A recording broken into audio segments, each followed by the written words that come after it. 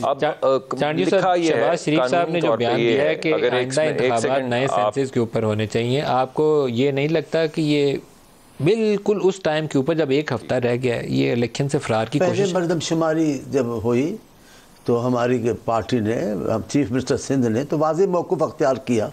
ہم نے ان تحفظات کا اظہار کیا اس مردم شماری پر، ہماری پارٹی نے. سر یہ تو اپریل کے مہینے میں آنے شروع ہو گئے تھے نا تحفظات. یہ تو ابھی والی بات ہے نا، ابھی اپریل 2023 میں آگے تھے. میں یہ کہہ رہا ہوں، ہم نے گزشتہ پہ بھی اعتراض کیے لیکن وہ ہماری سنائی دی نہیں اس زمانے میں حکومت کا. تو آپ کی پارٹی کیا چاہتی ہے کہ اب نیا سینسز نوٹیفائی ہو، نئی حلقہ بندیاں ہو، پھر انتخابات پہ جایا جائے؟ ہم چاہتے یہی ہے، آپ یہ چاہتے ہیں؟ لیکن ہم انتخابات میں کسی بھی صورت میں دیر نہیں چاہتے.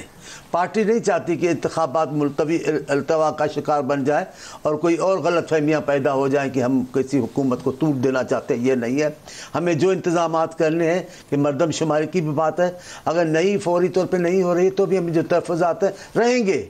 اس مردم شماری پہ بھی ہمیں تحفظات ہیں، لیکن ہم انتخابات کسی بھی صورت میں پیچھے لے کے جانا نہیں چاہتے. 90 روز سے آگے آپ نہیں چاہتے کہ انتخابات جو انتخابات مدت کے ہیں اسی مدت میں ہونا چاہیے. اور آگے گئے تو پیپلز پارٹی اس کی حمایت نہیں کرے گی؟ اب یہ تو میں اتنا پاورفل تو نہیں کہ میں یہ اعلان کر دوں. اپنی ذاتی حیثیت میں بتا دیں. ذاتی سے ہم جب میں کہہ رہا ہوں کہ وقت پر ہونے چاہیے تو ذاتی حیثیت میں تو ہو گئی، پر یہ میری پارٹی کا بھی موقف ہے کہ وقت پر ہونے چاہیے. التوا کسی بھی حالت میں ہم نہیں چاہیں گے.